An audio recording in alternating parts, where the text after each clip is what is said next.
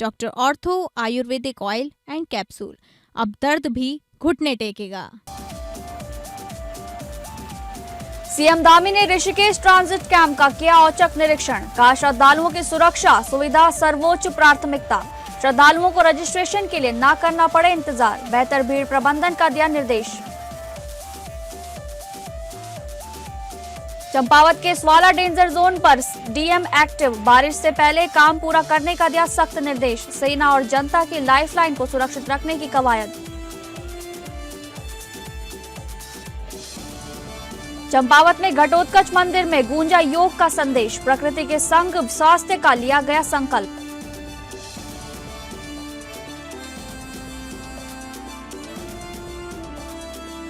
नमस्कार, आप सभी का बहुत बहुत स्वागत है उत्तराखंड न्यूज में। मैं हूं आपके साथ शालिनी राणा। शुरुआत करेंगे उत्तराखंड से जुड़ी खबरों की। उत्तराखंड के मुख्यमंत्री पुष्कर सिंह धामी ने गुरुवार को ऋषिकेश स्थित चारधाम यात्रा ट्रांजिट कैंप का औचक निरीक्षण किया, जहां उन्होंने यात्रियों के पंजीकरण, स्वास्थ्य जांच, ठहरने की व्यवस्था और अन्य सुविधाओं का जायजा लिया। कई राज्यों से आए श्रद्धालुओं से बातचीत कर उन्होंने फीडबैक भी लिया, जहां सीएम ने निर्देश दिए कि श्रद्धालुओं को रजिस्ट्रेशन के लिए इंतजार न करना पड़े। स्वास्थ्य केंद्रों में यात्रियों की जांच पर विशेष ध्यान देने को कहा गया है। गर्मी को देखते हुए कैंप में अतिरिक्त कूलर, पेयजल और जरूरी सुविधाएं बढ़ाने के निर्देश भी दिए गए हैं।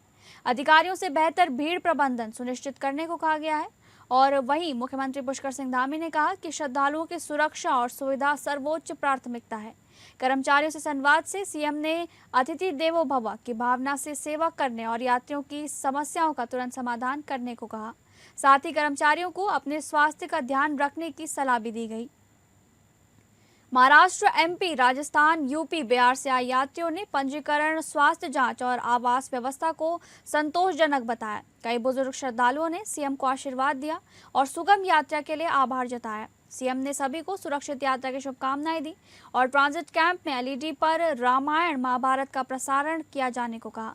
यात्रियों ने कहा कि इससे प्रतीक्षा के दौरान आध्यात्मिक माहौल मिल रहा है। कैंप में निरंतर लंगर और निःशुल्क भोजन पानी की व्यवस्था है। स्वयं सहायता समूह की महिलाएं स्थानीय उत्पाद और हस्तशिल्प के स्टॉल लगा रही हैं। इससे महिलाओं को आर्थिक मजबूती मिल रही है और लोकल उत्पादों को भी बढ़ावा मिल रहा है।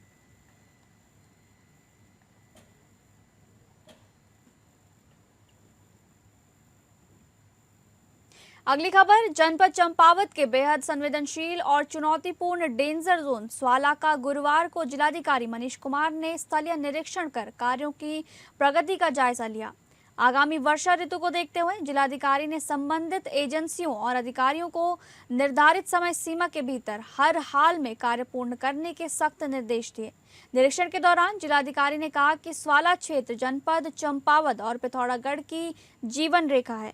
ये मार्ग न केवल आम जनता के आवागमन के लिए बेहद महत्वपूर्ण है, बल्कि सामरिक दृष्टि से सेना के सुगम मूवमेंट के लिए भी अत्यंत अहम माना जाता है। मार्ग बाधित होने की स्थिति में दोनों जनपदों के जनजीवन के साथ सैन्य आवागमन पर भी व्यापक असर पड़ता है।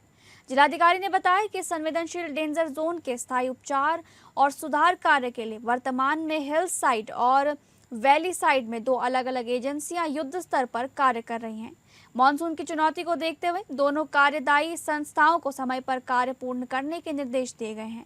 वैली साइड में कार्य कर रही एजेंसी ने प्रशासन को भरोसा दिलाया है कि 30 जून तक मार्ग के दोनों ओर से यातायात का सामान्य संचालन शुरू कर दिया जाएगा।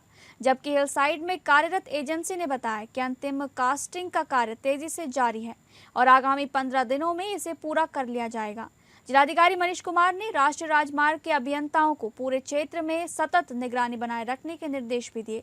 साथ ही मानसून के दौरान किसी भी आपात स्थिति या भूस्खलन की स्थिति से निपटने के लिए पर्याप्त संख्या में जेसीबी मशीनों और आधुनिक लाइटों की तैनाती सुनिश्चित करने को कहा, ताकि मार्ग बाधित होने पर तत्काल यातायात बहाल किया जा सके और आम जनता को परेशानी न हो। उन्होंने स्पष्ट किया कि माननीय मुख्यमंत्री पुष्कर सिंह धामी के आदर्श जनपद चंपावत के संकल्प में स्वाला क्षेत्र की सुरक्षा और सुचारू यातायात अत्यंत महत्वपूर्ण कड़ी है, इसलिए किसी भी स्तर पर लापरवाही बर्दाश्त नहीं की जाएगी। इस दौरान राष्ट्रीय राजमार्ग के अभियंताओं सहित अन्य संबंधित अधिकारी भी मौके पर उपस्थित रहे। देखिए, जैसा आप विदित हैं, माननीय मुख्यमंत्री जी के द्वारा भी इस क्षेत्र का भ्रमण किया गया था और माननीय मुख्य सचिव महोदय द्वारा भी इस क्षेत्र का भ्रमण करके ये चूँकि संवेदनशील है, ये मुख्य मार्ग है पिथौरागढ़ और हमारे चंपावत के लिए। यहाँ पे बाधा उत्पन्न होने पे आगे का ट्रैफिक, आर्मी का मूवमेंट और जितने भी हमारे अर्धसैनिक बल हैं उनका मूवमेंट डिस्टर्ब होता है। उसके क्रम में यहाँ लगातार विगत वर्ष 1 वर्ष से यहाँ समीक्षा की जा रही है। आज मेरे द्वारा भ्रमण किया गया। 2 एजेंसी हिल साइड और वैली साइड दोनों पे काम कर रही है। उन दोनों को अपने कार्य को ये जो अभी हमारी आगामी वर्षा ऋतु है उससे पहले पूर्ण करने के निर्देश दिए गए। इसमें जो वैली साइड में जो एजेंसी है उनके द्वारा अवगत किया गया कि इसको हम लोग 30 जून तक दोनों डबल साइड में मूवमेंट स्टार्ट कर देंगे। कंक्रीट जो है पेवमेंट बननी है और हिल साइड में जो है वो लास्ट कास्टिंग चल रही है, तो उनके द्वारा भी 15 दिवस में कार्य पूर्ण करने के लिए अवगत किया। अगली खबर, जनपद चंपावत में निर्वाचन प्रक्रिया की पारदर्शिता और सुरक्षा को लेकर प्रशासन पूरी तरह सतर्क नजर आया। जिलाधिकारी मनीष कुमार ने राजनीतिक दलों के प्रतिनिधियों की मौजूदगी में ईवीएम वेयरहाउस का त्रैमासिक निरीक्षण कर सुरक्षा व्यवस्थाओं का जायजा लिया। निरीक्षण के दौरान वेयरहाउस में सुरक्षित रखी गई ईवीएम और वीवीपैट मशीनें निर्धारित मानकों के अनुरूप डबल लॉक व्यवस्था में पूरी तरह सुरक्षित पाई गईं। जिलाधिकारी ने वेयरहाउस की सुरक्षा व्यवस्था को लेकर बिजली सिस्टम, सीसीटीवी कंट्रोल रूम, साफ सफाई एवं सुरक्षा प्रबंधन का गहन निरीक्षण किया।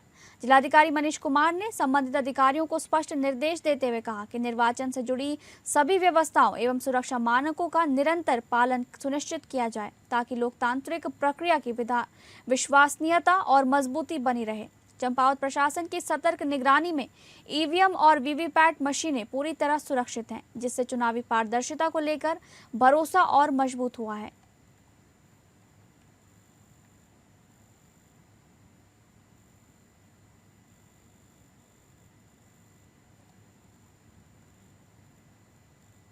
चंपावत के विकास मॉडल और प्रशासनिक नवाचारों को अब राष्ट्रीय पटल पर नई पहचान दिलाने की तैयारी शुरू हो गई है।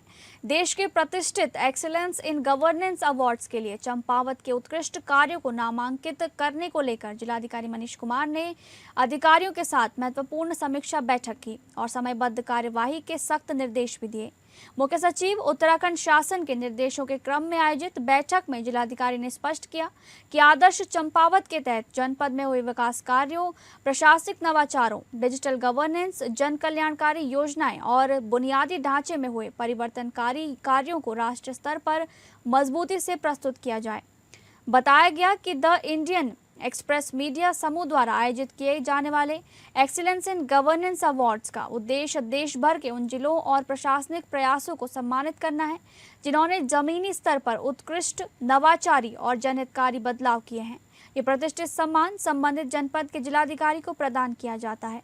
बैठक में जिलाधिकारी मनीष कुमार ने अधिकारियों को निर्देशित करते हुए कहा कि ऐसे सभी विशिष्ट, अभिनव और जनहितकारी कार्य जिनसे आम जनता के जीवन में सकारात्मक बदलाव आया है, उन्हें प्राथमिकता के आधार पर नामांकन के लिए तैयार किया जाए। साथ ही संबंधित विभागों को अपने अपने कार्यों के फोटोग्राफ्स, उपलब्धियां और आवश्यक दस्तावेज समयबद्ध रूप से प्रस्तुत करने के निर्देश दिए गए। डीएम ने विशेष रूप से जन जन की सरकार जनता के द्वार, जनता मिलन कार्यक्रम, ग्रामीण विकास, स्वास्थ्य, कृषि, पशुपालन, डिजिटल सेवाओं और आमजन को सीधे लाभ पहुंचाने वाली योजनाओं को नामांकन में प्रमुखता से शामिल करने पर जोर दिया। जिलाधिकारी ने स्पष्ट कहा कि एक्सीलेंस इन गवर्नेंस अवार्ड से जुड़े सभी कार्य सर्वोच्च प्राथमिकता और तय समय सीमा के भीतर पूरे किए जाएं ताकि चंपावत के उत्कृष्ट कार्यों को राष्ट्रीय स्तर पर विशिष्ट पहचान मिल सके और जनपद की विकास यात्रा पूरे देश के लिए एक मिसाल बन सके।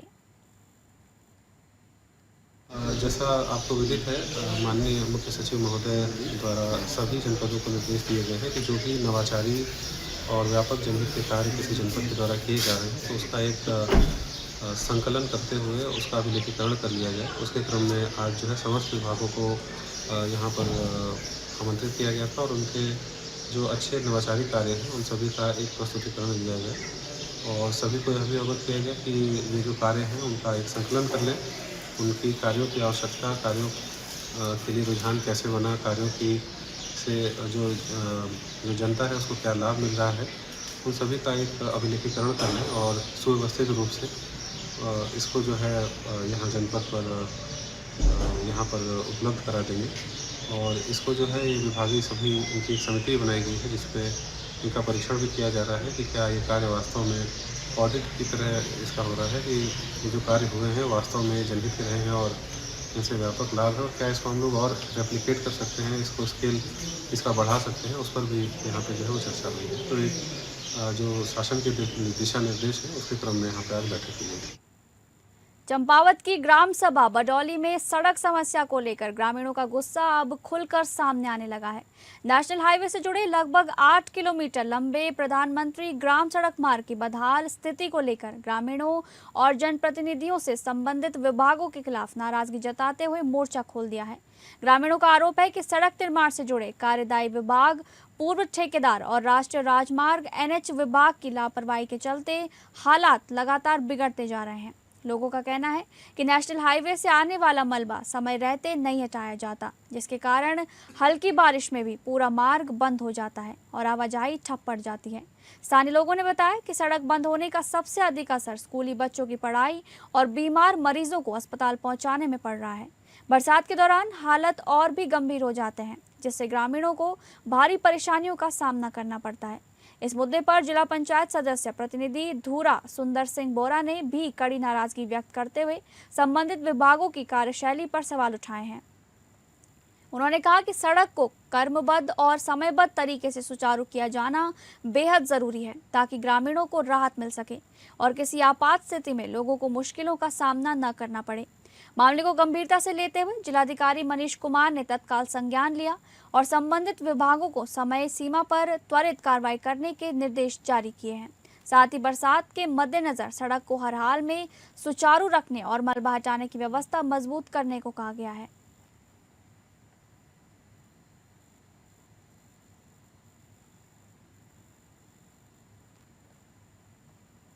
अगली खबर का रुख करेंगे। लोहाघाट पिथौरागढ़ राष्ट्रीय राजमार्ग पर पाटन पुल के समीप हुई दर्दनाक रोडवेज बस दुर्घटना में चालक बेनीराम थवाल के असामयिक निधन ने पूरे जनपद को गहरे शोक में डुबो दिया है। इस हृदय विदारक घटना पर मुख्यमंत्री पुष्कर सिंह धामी ने गहरा दुख व्यक्त करते हुए दिवंगत चालक के परिवार के प्रति अपनी संवेदनाएं प्रकट की हैं। मुख्यमंत्री पुष्कर सिंह धामी ने दूरभाष के माध्यम से दिवंगत चालक के पुत्र से बात कर परिवार को ढांढस बंधाया और इस कठिन समय में हर संभव सहयोग का भरोसा दिलाया। मुख्यमंत्री ने दिवंगत आत्मा की शांति के लिए ईश्वर से प्रार्थना करते हुए शोकाकुल परिवार को इस अपार दुख को सहन करने की शक्ति प्रदान करने की कामना की। बताया जा रहा है कि स्वाला बडोली निवासी चालक बेनीराम थवाल ने दुर्घटना के दौरान अदम्य साहस और कर्तव्य निष्ठा का परिचय देते हुए बस को नियंत्रित करने का प्रयास किया, जिससे कई यात्रियों की जान सुरक्षित बच गई। उनके निधन का जनपद एक कर्तव्यनिष्ठ और बहादुर चालक की अपूर्णीय क्षति के रूप में देख रहा है। दुर्घटना के बाद जिलाधिकारी मनीष कुमार भी दिवंगत चालक के पैतृक गांव स्वाला बडोली पहुंचे और शोक संतप्त परिजनों से मुलाकात कर गहरी संवेदना व्यक्त की। खबरों के सिलसिले में आगे बढ़ेंगे। देश विदेश से लाखों पर्यटक इन दिनों मसूरी पहुंच रहे हैं, लेकिन शहर की व्यवस्थाएं सुधारने में शासन प्रशासन पूरी तरह नाकाम दिख रहा है। जाम की समस्या लगातार बनी हुई है। पर्यटकों के साथ स्थानीय लोगों को भी घंटों जाम में फंसना पड़ रहा है।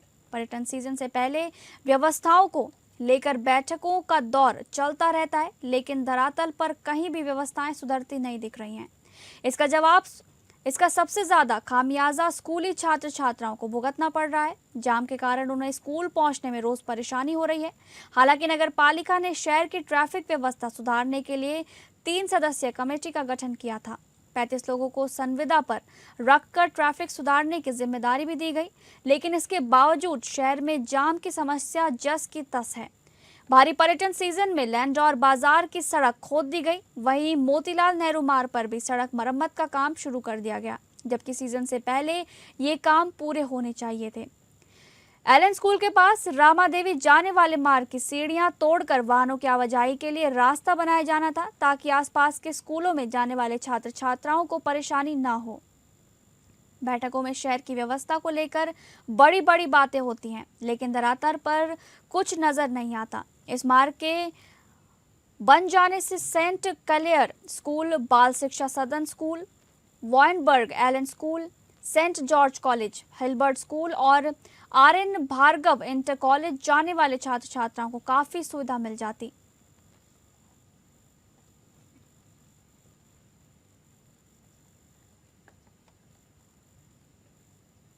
अगली खबर, उधम सिंह नगर पुलिस को वाहन चोरी के मामलों में बड़ी सफलता हाथ लगी है।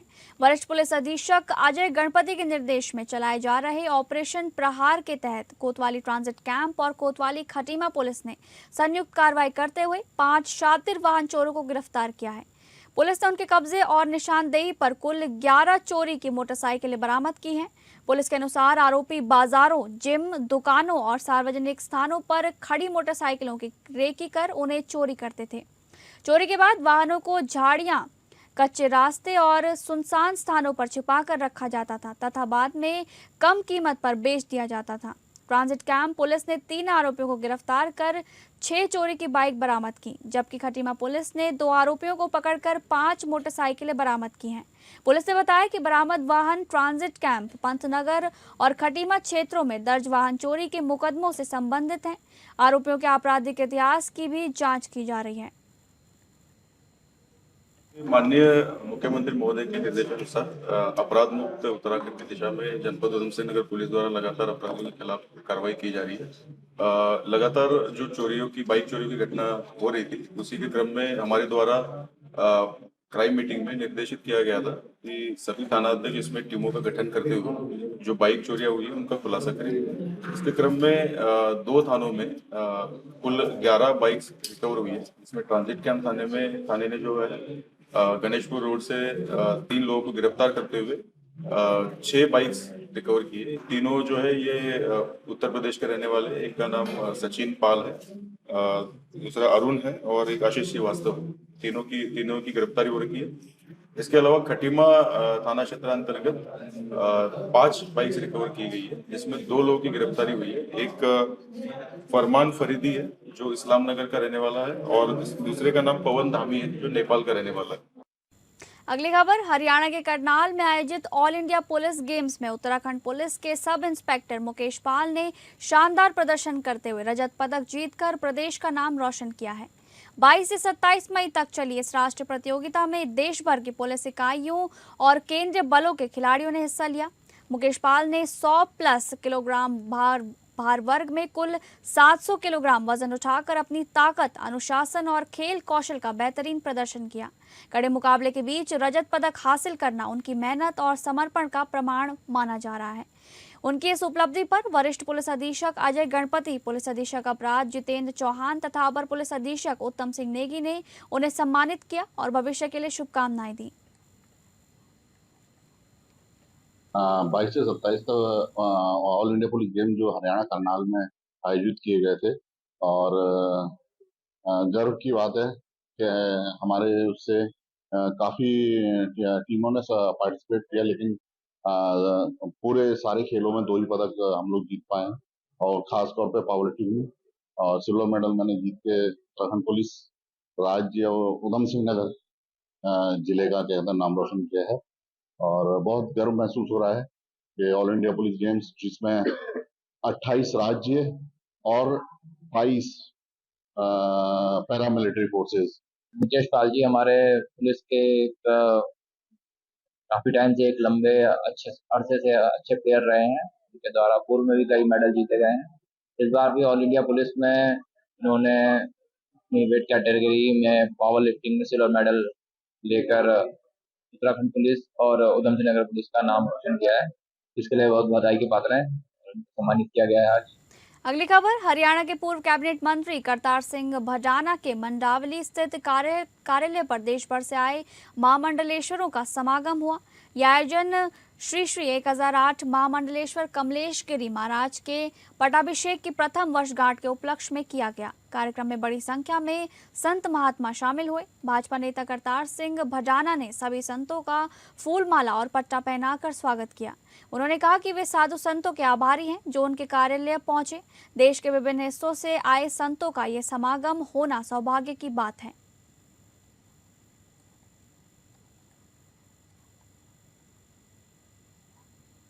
न ये राजनीतिक है, न ये पत्रकारिता के लिए है। ना ये हमें जिससे कोई किसी तरह का फायदा लेना है। ये संतों उन भगवानों का कोई विशेष कृपा होगी प्रभु की, जो आए हैं और वो आशीर्वाद दे गए हैं। परमात्मा से यही कहते हैं कि वो आते रहें और हम भी उनसे कुछ लेके अपने लोगों को बांटते रहें। भैया मैं क्या ध्यान रखता हूँ, वही मेरा ध्यान रखते हैं। मैं संतों का क्या ध्यान रखूँ, पर वो कभी कभी दर्शन देने आते हैं तो सम्मान की दौलत चाहिए, वो मेरे पास है, सम्मान देता हूँ। अगली खबर 11वें अंतर्राष्ट्रीय योग दिवस 2026 के उपलक्ष्य में जनपद चंपावत के पौराणिक और ऐतिहासिक घटोत्कच मंदिर के पावन प्रांगण में हरित योग कार्यक्रम का भव्य आयोजन किया गया। प्राकृतिक सौंदर्य और आध्यात्मिक वातावरण के बीच आयोजित इस विशेष कार्यक्रम ने योग, स्वास्थ्य और पर्यावरण संरक्षण का अनूठा संदेश दिया। इस वर्ष अंतर्राष्ट्रीय योग दिवस की थीम योग है स्वस्थ वृद्धावस्था के लिए के अंतर्गत आयोजित कार्यक्रम का उद्देश्य आमजन, विशेषकर युवाओं और विद्यार्थियों को स्वस्थ जीवन शैली अपनाने और योग के प्रति जागरूक करने का रहा। इस दौरान चंपावत नर्सिंग कॉलेज के छात्र छात्राओं ने पूरे उत्साह के साथ योगाभ्यास में भाग लेते हुए विभिन्न योगासन, प्राणायाम और ध्यान का सामूहिक अभ्यास किया।